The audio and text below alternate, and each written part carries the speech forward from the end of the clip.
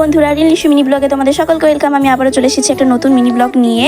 তো আমি সেই দিন সকালবেলা স্নান পুজো সমস্ত কিছু করে চলে গিয়েছিলাম দিশাদের বাড়িতে, কারণ ও পড়াশোনার কারণে বাইরে যাচ্ছে।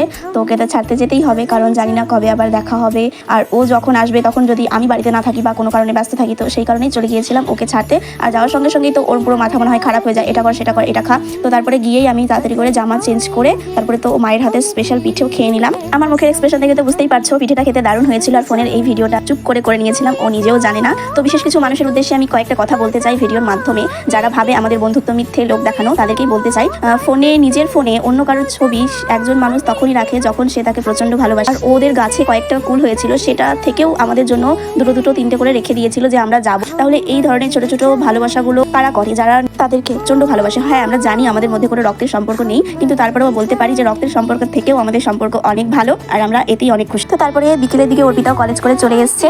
আর আমরা তিনজন যেখানে থাকি সেখানে তো মজা হবেই, সেই যতই দুঃখ থাক যাই থাক। ও চলে যাচ্ছে বলে মন খারাপ, কিন্তু তারপরেও কিন্তু আমরা হাসাহাসি করছিলাম। আর যেহেতু 1 জানুয়ারি ছিল কিছুদিন আগেই, তো সেই কারণে অর্পিতা আমাদের দুজনের জন্য হ্যাপি নিউ ইয়ার কার্ডও নিয়ে এসছে, চকলেটও নিয়ে এসছে। আর দিশা মেলায় গিয়েছিল, তো সেখান থেকেও আমাদের তিনজনের জন্য সেম গার্ডারও কিনে নিয়ে চলে এসছে। তারপর সন্ধ্যাবেলা তো রেডি হয়ে দিশারাও বেরিয়ে পড়লো, আর আমিও চলে গিয়েছিলাম অর্পিতার বাড়িতে। আমি সেদিন ওদের বাড়িতেই ছিলাম, তারপরে আমিও বাড়ি চলে আসি।